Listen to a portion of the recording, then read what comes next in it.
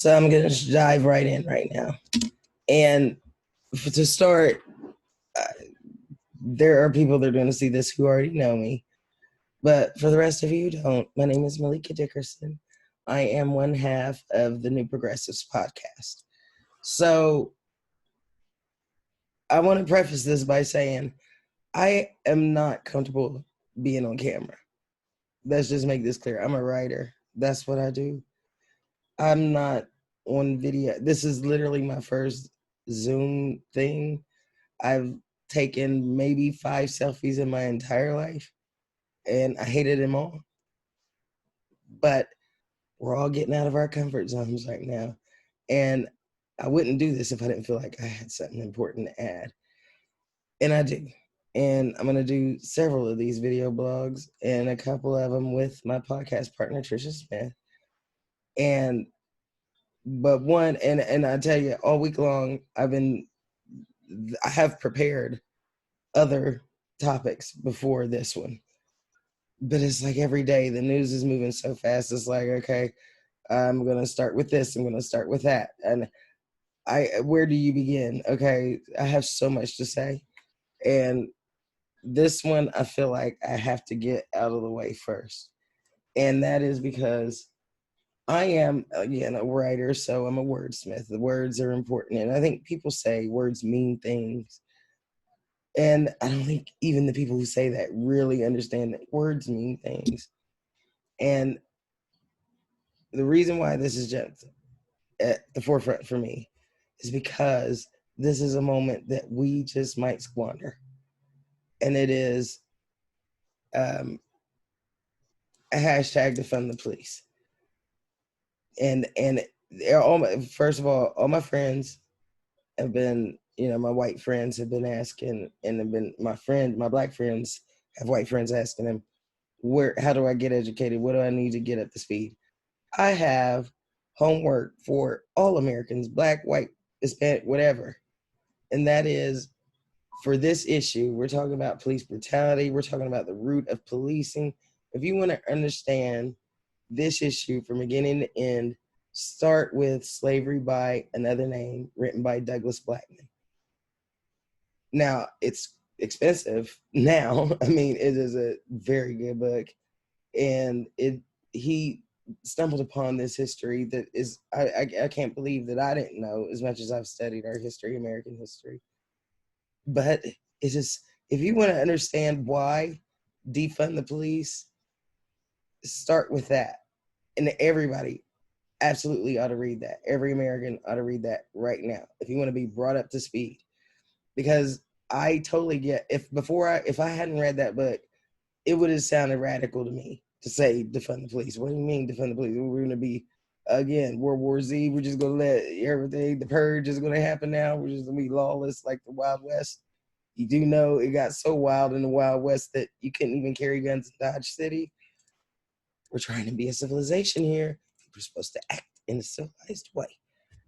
So anyway, that's not what we're saying. And I'm very impressed with so many people in the media. Sorry, I got hair falling on my back, on my neck. And there are so many people in the media who are not taking the bait. Because Trump and the Republicans have been trying to Trump has been throwing everything against the wall. He freaked the spaghetti. None of the spaghetti is working, so he's throwing whatever at the wall, see if it'll stick. And none of it is. They're like, ooh, I think we got a wedge. We can scare the white people. I mean, he tried it with I'm the law and order. I'm going to push down these protesters, but it is not 1968, you dumbass. It is the 21st century, and everybody's like, what the hell are you talking about? Totally different audience than the one Nixon had. So, that said, I feel like, and again, Joe Biden, I love Joe, and I have a whole different piece about Joe that I'm going to do after this, which was supposed to be first, and then was second, and now, whatever. But he came out and said, oh, I'm not for defunding the police. I mean, his solution, this is how small measures we've been taking. He's like, well, I can see we can start talking about, instead of, if a man is coming at you unarmed, instead of shooting him in the chest, shoot him in the leg. If the man is unarmed, why in the fuck are we shooting him to begin with? Is the question. I love you, Joe, but no, stop, slow down. I've heard so many white people say we need to shut up and fucking listen. And yes, listen before you start knee-jerk reacting. Your knee-jerk reaction is the problem. Do you get it? So here we go. If you read slavery by another name, you would understand the reason why it's not going to be good enough to nip and tuck here. And the reason why is because our policing system is doing exactly what it was designed to do. It was designed to round up free Black people and force them into prison so that money, corporations could use their free labor. And everybody got paid up the chain. Okay? This happened after Reconstruction. And John Oliver, bless his heart, I mean, it's a vantage point. Him being an immigrant coming from a different country and then becoming a citizen here, he really sees laserly into some of the crucial things that we're missing. And I've been saying this for days now. And then I saw John Oliver last night and it was just like, blood out. That's what I'm talking about. But he didn't mention Doug Blackmon's book. I'm saying read Slavery by Another Name by Douglas Blackmon. It explains all of this. And so when you consider that during Reconstruction, this is how our policing system came. John Oliver pointed out there was a writing back then in 1867, oh, we can devise laws to round these free Negroes up. We can't live them so they don't have to live among us, basically. That's what the policing system was designed to do. That's what it is doing. That's what it's been doing. And do it as brutal and as harsh as it have to because we can't live among them. So what I'm saying is this hashtag is not going to work. It is too easily used as a cudgel, and it will be repeated. And even if people say, that I get what you're saying, some people are just going to hear that and think that's radical. Now you libs have gone too far. Because this is a fight that's not about just progressives. This is about Americans and patriotic Americans. And that includes a wild tapestry of diversity, including us. The hashtag we're looking for is reconstruct the police. That's the mantra, because that's what we want to do. We want to totally re-envision what it means to police. You know, that book, Slavery by Another Name, pointed out, before slavery ended, you know, we didn't really have we didn't have police stations. We had a justice of the peace. Because generally, most crimes are the lowball kind that you don't need a freaking SWAT team and guns for. And when back then, Black people didn't have standing, Black people couldn't bring a lawsuit in court. So it was just white people against white people, usually landowners, not even poor white people, landowners against landowners. And they were fighting over shit like deeds and wheels and property and land and shit. And so they just used the justice of the peace. It wasn't until post-slavery, now they can't buy and sell Black bodies, so who needs them? Now they're just roaming around on our streets. You got those black codes that were developed in the South. If you didn't have papers, what papers? You know, if you didn't have employment, what employment? You know, these plantation owners are like, hell, either you're going to work for free or you ain't going to work at all. We'll let you work, but we'll give you your old slave quarters and you can work your old plantation lot. And then you can pay us for the rural we give you. Okay. And you didn't even have that. And Douglas Blackmon puts it in his book. The kinds of things, I mean, these people weren't even trying to pretend on so many frivolous things. They were catching these people, and it was a death sentence. It was a life in prison sentence. 50% of the Black men jailed in the prisons in Alabama during this time, post-Reconstruction, post-Civil War, died at a 50% rate. And that's how he discovered it, found a mass grave. And it was just a pit that they would toss those dead bodies in. They can treat them how barbaric they wanted to. That culture is ingrained in our entire idea of policing. It is to round up those people so that we don't have to live among them. And that's why it isn't good enough to say reform. It's not good enough to say, well, instead of shooting them in the heart, let's shoot them in the legs if they're unarmed. You've got to stop. You've got to break that. And I love you, Joe. He was not my pick. The New Progressives, our candidate, our ticket, our ideal ticket for the 2020 election is Mr. Attorney General Eric Holder and Julian Castro. We don't have that. And so we want Joe and Representative Val Demings. That is your best bet. You need a Val Demings. You don't need an Elizabeth Warren. You need a Val Demings who can tell you these things before you say them in polite company, right? You know, you've been hanging out. You cool. You got a ticket, but you ain't that damn cool. And I love you, but calm down. And I'm going to say this because Charlemagne said this thing. It all got a kerfuffle because Joe was like, you ain't black if you vote for Trump. And I love this faux outrage from black people because, come on, bro, act like you don't say that. Like you don't believe that. Like if you saw a brother talking about, I'm going for Trump 2020, that you ain't like, what the hell? We say that. We think that. We know that. But now, oh, Joe, oh, how dare you? How dare he? Okay, Joe, right. We know this. Now let me talk to you, Joe.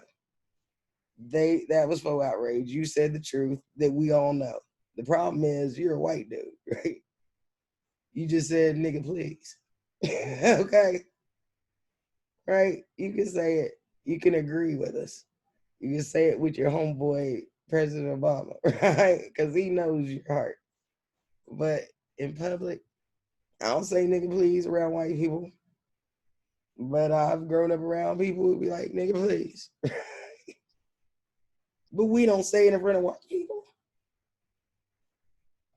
You said something in front of white people. The way that we say it in private is what you did. Not that you said something wrong or untrue. And you're going to find a lot of landmines like that unless you have a Val Demings on your ticket. More important, we need a law and order beat on the cop right now to clean and fumigate that entire executive branch. And I know as an impeachment manager, she ain't going to let any of these freaks off the hook. And you can be persuaded because you're one of those old school kumbaya, oh, we're 5 degrees of difference. No, we ain't. That's the one thing President Obama, not the one thing, but President Obama realized that and actually helped Democrats win for the first time in decades by saying, yeah, we have way more differences than 5 degrees. We have vast day and night differences. We believe total opposite things about things. And let's not start pretending again, because I don't pretend. There's one thing you're going to learn over the course of what I'm saying. I'm saying I don't pretend. I'm going to tell her like it, like my mom says, I'm going to tell her like it TI is. All right. But anyway, I'm going to do another one almost immediately. Matter of fact, I guess I should do it now while I'm doing this. Because I wanted these to be separate, but let's just make it point clear. It is hashtag reconstruct the police. Let's all do that. Change it so that we all understand. I mean, because again, my degree, okay, I got a degree in a double minor from the Ohio State University, a communication specialist. And how you frame it matters. And if you've come up with a slogan, a hashtag that takes 2 minutes to explain, which it has, I'm a news junkie. I've listened to the conversation for the last 2 days. If it takes you 2 minutes to explain it, it's bad and it's not working. Reconstruct the police gives you an opportunity to explain Reconstruction and why. Not defund. We still need, I look at it like this. I was not a fan of this. And I mean, that's putting it extremely mildly. And as I just mentioned, I'm a Buckeye, go Bucks. But everybody's welcome. I don't care who you root for. But just so you know, it's all day, every day, OHIO. And I love you, Mr. Jenkins. And you doing it, Mr. Mike Thomas. And I love you and love Brock. I mean, we represent and do it. So here I am doing my part. Because that's what we do. But I look at it like this. When Shiana was there, and I know y'all gonna relate to this. and that Rushman package. I hate that. And maybe that works in the NFL because everybody's an NFL caliber athlete, but in college it doesn't work. You need your best athletes on defense playing every damn down on defense, not save them while the other team marches 95 yards and the bend don't break, but then in the 5-yard line, we send in the Rushman and take the ball. Well, I don't know why we had to wait for them to march down the field to do that shit. I digress. Okay, it's still bitter. I digress. But we're going to need, as we reconstruct the police force, in the idea, I don't even think we need to call it a police force. We're going to have to call it something totally different.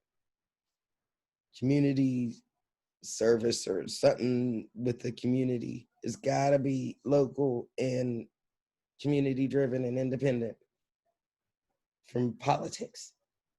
And so, anyway, I lost my train of thought. What the hell was I saying? Anyway, yeah, we're going to need police. You know, like there are still crazies in this country. There's going to be people, and I'm sorry, I know that might be insensitive, but like the dude in Colorado who shot up a movie theater. We're going to need people who can rush in like that. The point we're saying is most calls aren't that. If you got a peaceful protest and there's like 10 people, you don't need 100 SWAT officers with guns and tear gas. If a homeless person is on the corner ranting and raving and people are like, what the hell is wrong with them? The store owner's like, he's got to get away. You don't need cops with guns to do that. Matter of fact, it would be better if we had social workers in our community force who would go out and say, okay, here's where you need to go. Get them in the system. Get them a shelter. That's what we're saying. We have to totally re-envision it and reconstruct the police. It makes a lot more sense. And especially when you take it in historical context, that our very idea of policing was born post-slavery to re-round up Black people, to round up free Black people and funnel them through a system that would put them in a prison or a jail where their labor could be used by corporations. The Blackmon showed how it went from, okay, now we're going to pay those former slave chasers. Now we're going to deputize them to go out and round up. Just see what's going on. It sound familiar? Zimmerman, these hoogies down there in Georgia who did that to Aubrey.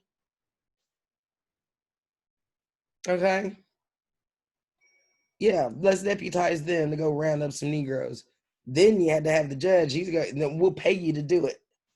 Here, you get a cut, you get a cut. But then the judge has to convict them on some flimsy flim-flam thing, make up some shit. And so he's got to get his cut for doing that.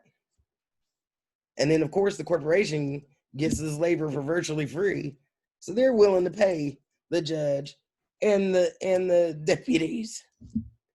So everybody getting paid all the way down the chain on the back of Black bodies that were then tossed at a 50% rate annually into a mass grave unknown to the world ever again until Douglas Blackmon, who ironically is a white man, dug up this history accidentally. So we should all, that's not the only thing. And I know people don't read like they should, but if you don't want to read, I suggest every American, not just white people, not just Black people, every American and anybody who's protesting around the world, you need to know this too. Watch, Dr. Gates has been doing something profound for this country. And I've been watching it from the beginning. If he stumbles upon this or anybody who knows him stumbles upon this, with Finding Your Roots, I've watched it I think every episode. It's amazing how, but Reconstruction America.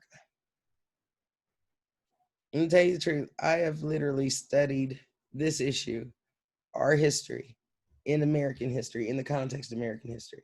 So I've studied all of American history deeply because our history is American history and it's all tied up together. Even though I had to study it separately, I see it all the same as one big tapestry. And all of that learning, all of that that I have taken in from every generation from 1619, from the first Blackfoot that stepped on these shores that we've recorded in Jamestown. I've studied all they have read textbooks from back then. Y'all want to know why? There's that inherent racism in us, in white people. They automatically inherently think they're automatically smarter than us because they were taught that for centuries in this country. In their science books, we were run above apes. Yeah. So there, everything in this, everything is rooted in this, and we have a chance to exercise it. And here's the beautiful part: it only took 401 years. I say very facetiously, 401 years for it to not be white people empathizing with us, but actually walking in our shoes.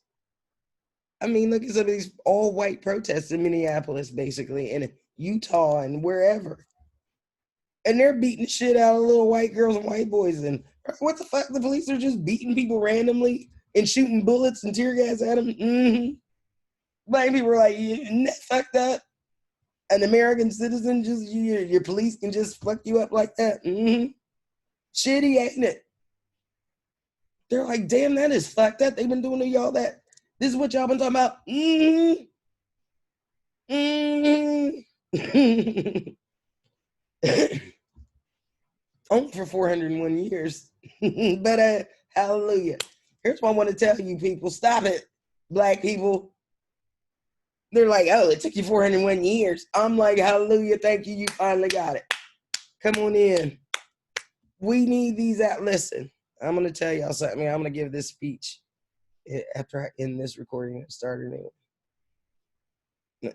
But I want y'all to know, after all the years, and I mean, I was born in 1976, and I started cracking book after book about this ever since. I still, to this day, am learning new stuff about everything. American history is so rich.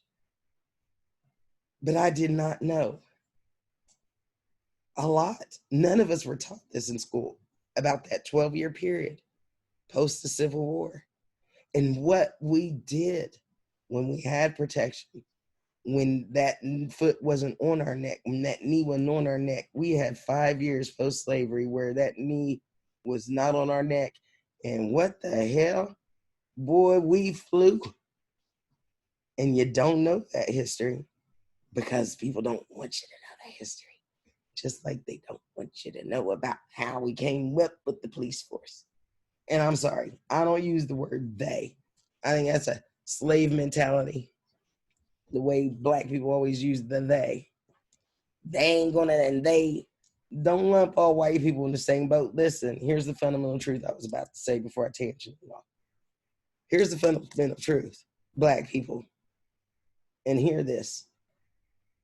One thing comes so clear if you study our entire history in this country is that up until the Voting Rights and through the Voting Rights and Civil Rights Act, every single vote, every single freedom we have in this country, every single one of us, every single freedom we have came from a vote that we couldn't take, came from a vote from a white dude who this wasn't in their self-interest to vote for. Think about that. The next time you're like, oh, Joe Biden, Trump, they're the same. No, they're not. They're not. And I'm going to expand on this, and I'm going to do a podcast or a video blog with two of my friends, because I think one voice, and it's a voice that's small, but it is huge and so crucially important, so you don't fuck allies like that we need, is the other 1%. I'm part of the other 1% that y'all don't talk about. White people don't talk about us. Black people don't talk about us. We're 1%. We grew up in towns where we make up 1% of the population. There are a lot of Black people. If you're from the Bronx, if you're from most places in the South, big cities, Atlanta, you from LA, you from Chicago, You're a minority, but you haven't lived like a minority.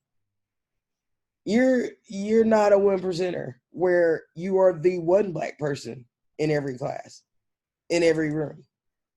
Where it's not just racist cops you got to deal with, it's racist teachers and racist friends and racist classmates and racist everybody, store clerks.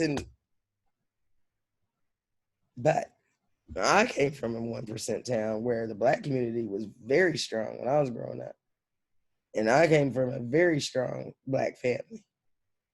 And so even though we were surrounded by, and let me be clear, I grew up in Southern Ohio, right across the river from Kentucky, literally. You can see Kentucky from my mom and dad's porch. We are sandwiched between West Virginia and Kentucky. When I say I'm from Appalachia, I mean I'm from Appalachia. It's funny, one time I lived in San Diego for about 7.5 years, and I would come home once a year around Christmas, and my mom and dad, even though they live in Southern Ohio, they watch West Virginia news, WSAZ, TV 23. I forgot all about WSAZ until I would come home for Christmas, and I was watching this story, and it had subtitles, right? Because they were talking to a hillbilly. And it's hilarious because I speak hillbilly. I understand hillbilly, but I can understand why somebody from Chicago or the Bronx might need that subtitle underneath there. I came back over there, they were on over there, and I never saw that thing over there. They parked over there, and then next thing you know, there's a big down. And then we know what's going on, so we just ran right over there. Mm-hmm. It gives us a very unique perspective and a kind of courage, a different kind of courage. The kind of courage you see on those films from the 50s and 60s. When you got to stand up, but the difference is there ain't a gang of black people standing with you. When you stand up, my dad used to teach us this, and I had to confront this my third week in an all-white school. And my dad was very proud because I did exactly the way I was taught. He used to tell us, "Al, you might be outnumbered." He taught us how to fight. He taught me and my sister how to knuckle up, just like he taught my brother, when he taught my brother. Now, everybody in Portsmouth, black kids knew how to fight. We fought as a pastime after school, during in the summer. But guarantee, if we fought today, me and another black person, and the next day some white person called us a nigger, we gonna be, and it could be a gang of them. We gonna go down swinging back to back, and chances are we gonna fuck them all up. They were scared of us, the 1%. Well, we ain't play that shit. And my dad used to tell me, I don't care if you outnumbered, you fuck that one up. Y'all might get a lick in, but I'm gonna F this one up. Now, if you're 11 in a room full of kids your age, and somebody calls you a nigger, and you ain't got a gang of black people with you, what you gonna do? Are you gonna do that? I did. Bitch, I'm gonna fuck you up. She got suspended, and ain't nary one of them crackers gonna call me a nigger again from that day forward. We're gonna need that kind of fight. Dr. King, he said, you do know he got his doctorate in Boston. And he said, man, I grew up in the South, but you got just blatant overt racism. You got the black and white only and stuff. He's like, but boy, there's some racist white people in the North, and you're a spectacle. Because in the North, where you're the extreme minority, you can go places and they look at you like you're a Martian that just landed on Earth. I grew up on the edge of town, on the East End. First of all, I'm from Portsmouth, Ohio. My dad was born and raised in Portsmouth, Ohio. His mom and dad was born and raised in Portsmouth, Ohio.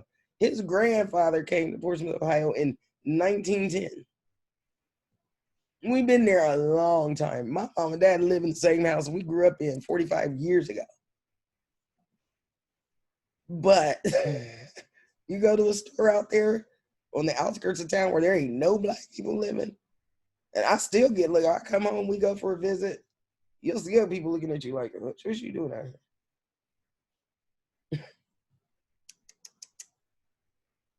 It's different, but you need our voice. And here's an important thing you need to remember before you start just rejecting ally after ally because they don't understand and they're asking you to understand. Help them to understand. When you grow up in that environment, you got to educate a lot. I'm sick of black people like, why are you asking me when I need to write? Why? Because you don't know what to read? Maybe you both need to start reading some shit, huh? Told you I don't like it, T.I. I was born this way, sorry. Maybe y'all all need to read some shit. But don't get offended. Help them. This is what we've wanted. It's one thing to see black people protesting in person and being like, yeah, it's a shame out there doing them black people. It's a damn shame what they did to that dog. Sorry. That's one weird thing about me. I do movie quotes and TV quotes all the time, and I'm a huge Seinfeld fan. And of course, Coming to America and Eddie Murphy. I digress. Anyway, the point is, we need allies in this fight. And for the first time, the 75%, Trisha will tell you when we do our podcast, our 1%er podcast, she gonna tell you, I've been saying for the last 4 years, this is exactly why I prayed and just knew, no way. Trump, I voted. Oh, I wasn't one of those people when I urged everybody I knew. I didn't just take that for granted.